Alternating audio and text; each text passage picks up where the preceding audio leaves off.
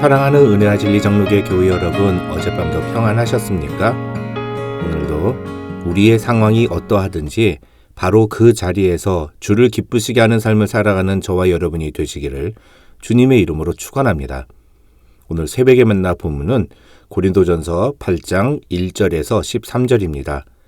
고린도전서 8장 1절에서 13절을 제가 읽어드리겠습니다.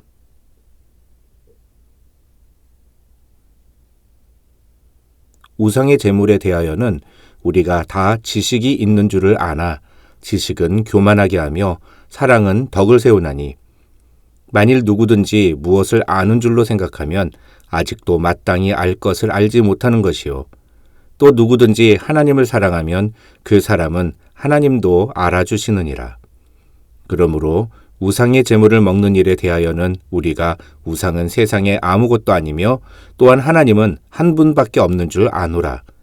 비록 하늘에나 땅에나 신이라 불리는 자가 있어 많은 신과 많은 주가 있으나 그러나 우리에게는 한 하나님 곧 아버지가 계시니 만물이 그에게서 났고 우리도 그를 위하여 있고 또한 한 주 예수 그리스도께서 계시니 만물이 그로 말미암고 우리도 그로 말미암아 있느니라.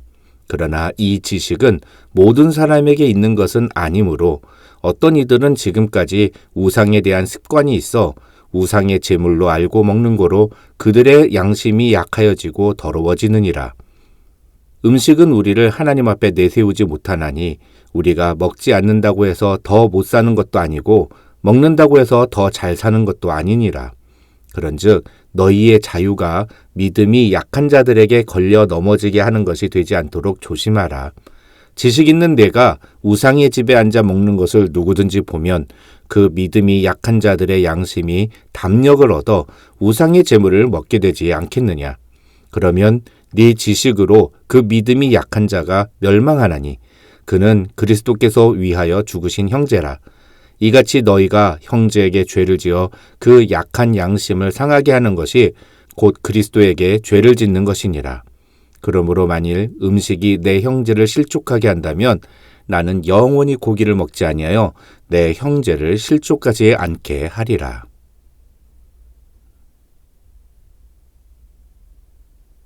이제까지 고린도 교회 안에 있었던 분열과 성적인 문제를 지적했던 바울은 이제 8장부터 10장에서는 우상에게 제물로 바쳐진 고기를 먹는 것과 관련된 문제를 다룹니다. 그런데 이 문제를 다루기 전에 먼저 여러분이 기억해야 할 것이 있습니다.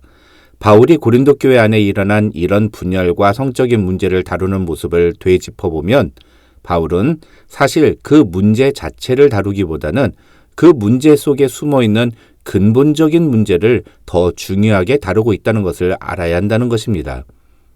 바울은 고린도 교회 성도들 사이에 벌어진 파벌의 문제는 사실 교인들이 갖고 있었던 영적인 교만의 문제였고 또 부끄러운 성적인 범죄와 금욕주의자들이 교회 안에서 버젓이 활개를 치고 다닐 수 있는 것은 성도들이 갖고 있는 죄에 대한 인식과 태도가 잘못됐기 때문임을 강하게 비판했습니다.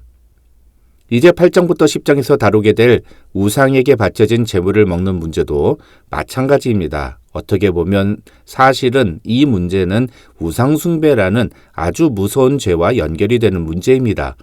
하지만 결론부터 말씀을 드리면 바울은 우상에게 제물로 바쳐진 음식을 먹는 것이 왜 우상숭배가 되는지 보다는 그 속에 숨어있는 근본적인 신앙의 자세를 이야기하면서 고린도 교회 성도들에게 바른 신앙의 모습에 대해서 이야기합니다. 우선 이 8장부터 10장에서 바울은 우상에게 바쳐진 고기를 먹는 것은 우리의 신앙과 아무런 상관이 없다는 것을 대전제로 깔고 이야기합니다. 4절과 8절을 보면 바울은 우상은 세상에 아무것도 아니라면서 음식은 우리를 하나님 앞에 내세우지 못한다고 말합니다. 여기서 음식은 우리를 하나님 앞에 내세우지 못한다는 말은 무엇을 먹느냐 먹지 않느냐가 하나님과 우리와의 관계에 영향을 미치지 않는다는 말입니다. 다시 말하면 우상에게 바쳐진 고기를 먹는다고 해서 우리가 하나님 앞에 서지 못하는 것은 아니라는 말입니다. 하지만 여기서 바울이 이야기하고 싶은 것은 그것이 아닙니다. 1절을 보시면 바울은 우상의 제물에 대하여는 우리가 다 지식이 있는 줄을 아나 지식은 교만하게 하며 사랑은 덕을 세우나니라고 말하는데, 이 말은 우상에게 바쳐진 제물을 먹는다고 해서 무슨 죄를 짓는 것은 아니라는 것을 너희들도 다 알고 있다고 생각한다. 하지만 나는 그런 지식만 앞세우면 결국 교만에 이르게 된다는 점을 너희에게 이야기하고 싶다. 우리는 사랑의 마음으로 덕을 세우기 위해 노력해야 한다. 이런 뜻입니다. 그렇다면 바울은 왜 이런 말을 하는 것일까요? 그 이유는 10절에 나옵니다. 10절을 보시면 바울은 지식 있는 내가 우상의 집에 앉아 먹는 것을 누구든지 보면 그 믿음이 약한 자들의 양심이 담력을 얻어 우상의 제물을 먹게 되지 않겠느냐고 말합니다. 다시 말해서 우상에게 제물로 바쳐진 음식을 먹는다고 해서 우리가 영적으로 죄를 짓거나 하는 것은 아니라는 것을 너는 알고, 그래서 그런 음식을 마음대로 먹을지 모르지만 믿음이 연약한 사람이 그런 너의 모습을 보게 되면 아, 우상에게 제물로 바쳐진 음식은 먹어도 되는 거구나, 이렇게 생각하고 아무 거리낌 없이 그것을 먹을 수 있게 되지 않겠느냐는 것입니다. 그럼 이게 왜 문제가 될까요? 11절에서 바울은 그것을 그러면 네 지식으로 그 믿음이 약한 자가 멸망하나니 라고 말합니다. 아니, 우상에게 바쳐진 음식을 먹어도 하나님과 우리 사이의 관계에 아무런 상관이 없다고 말하면서 왜 믿음이 연약한 자들은 그것 때문에 멸망하게 된다고 바울은 말하는 것일까요? 이것을 이해하는 데 중요한 열쇠가 되는 것은 10절에 나오는 지식 있는 자와 믿음이 연약한 자 사이의 간격입니다. 다시 말해서 이 둘 사이의 근본적인 차이가 무엇이냐가 이 문제의 핵심이라는 것입니다. 그렇다면 이 둘 사이의 차이는 무엇일까요? 그것은 우상에게 제물로 바쳐진 음식은 둘째치고 우상 그 자체가 아무것도 아니라는 것을 아느냐와 모르느냐의 차이입니다. 다시 말해서 여기서 말하는 믿음이 연약한 자는 어떤 사람을 말하는 거냐? 바로 우상에 대해 두려움을 갖고 우상이 여전히 어떤 힘이 있다고 믿는 사람을 가리키는 것입니다. 그런데 그런 사람에게는 한 가지 문제가 있습니다. 그것은 바로 우상에 대한 습관이 여전히 몸 안에 남아있다는 것입니다. 7절을 보시면 바울은 어떤 이들은 지금까지 우상에 대한 습관이 있어 우상의 제물로 알고 먹는 거로 그들의 양심이 약해지고 더러워지느니라고 말합니다. 이들은 대부분 기독교로 개종한 지 얼마 되지 않는 사람들이라고 학자들은 설명합니다. 그들은 오랫동안 우상에게 제물을 바치며 그 우상을 섬겨왔고 그 우상의 힘을 의지하는 마음으로 우상에게 제물로 바쳐진 음식을 먹어왔습니다. 다시 말해서 그들에게 있어서 우상에게 제물로 바쳐진 음식을 먹는 행위는 여전히 우상 숭배에 참여하는 것과 동일한 의미로 다가온다는 것입니다. 그런데 그런 자들이 이제 개종해서 예수를 믿게 되었고 그래서 가급적 우상에게 제물로 바쳐진 음식은 먹지 않으려고 노력하는데 간혹 가다가 어쩔 수 없이 그런 음식을 먹을 때가 있었던 것 같습니다. 문제는 그럴 때마다 그 사람들은 양심의 가책을 받고 힘들어했다는 것입니다. 그것이 7절에서 바울이 이야기하는 내용의 의미인 것입니다. 바울은 그런 상황에 대해서 8절과 같이 정답을 제시합니다. 음식은 우리를 하나님 앞에 내세우지 못하나니. 그러나 바울은 거기서 그치지 않고 9절에서 이어서 이렇게 말합니다. 그런즉 너희의 자유가 믿음이 약한 자들에게 걸려 넘어지게 하는 것이 되지 않도록 조심하라. 여러분, 지금 이 9절은 누구에게 하는 말입니까? 믿음이 강한 자, 음식은 하나님과 우리 사이에 아무런 영향을 끼치지 못한다는 것을 아는 지식이 있는 사람입니다. 그럼 그런 사람에게 바울은 무엇을 주문합니까? 너희의 자유가 믿음이 약한 자들에게 걸려 넘어지게 하는 것이 되지 않도록 조심하라 하는 겁니다.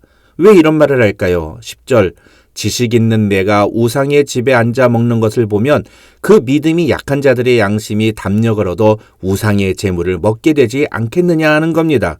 이게 왜 문제가 됩니까? 12절, 이같이 하면 너희가 형제에게 죄를 지어서 그 약한 양심을 상하게 하는 것이 되기 때문이다. 그러면 그것은 네가 그리스도에게 죄를 짓는 것이다. 바울은 이렇게 말하고 있는 것입니다.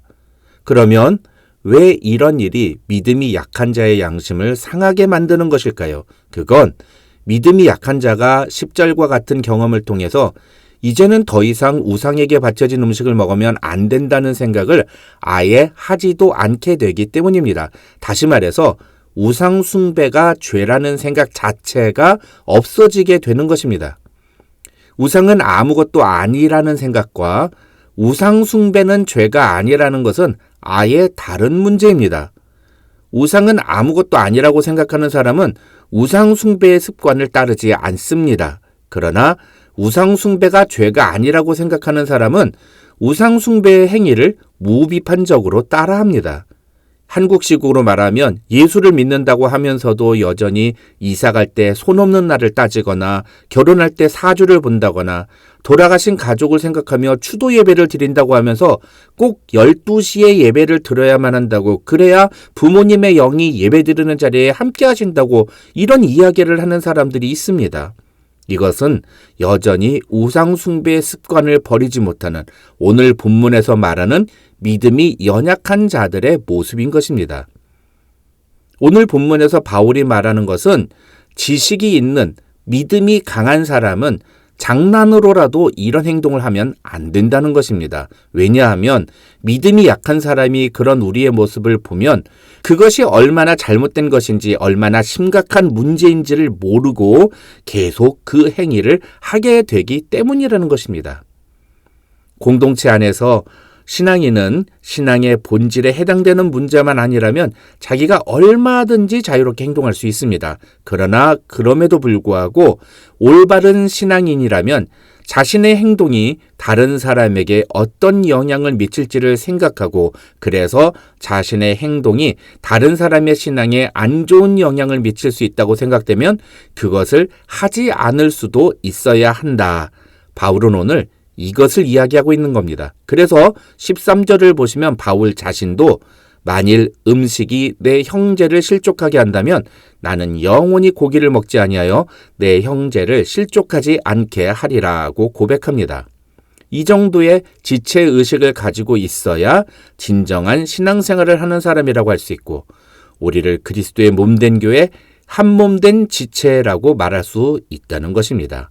사랑하는 성도 여러분, 오늘 하루 저와 여러분도 이런 신앙의 자세로 믿음이 연약한 자들을 돌보고 배려할 줄 아는 성도의 모습을 보여주시기를 주님의 이름으로 축원합니다.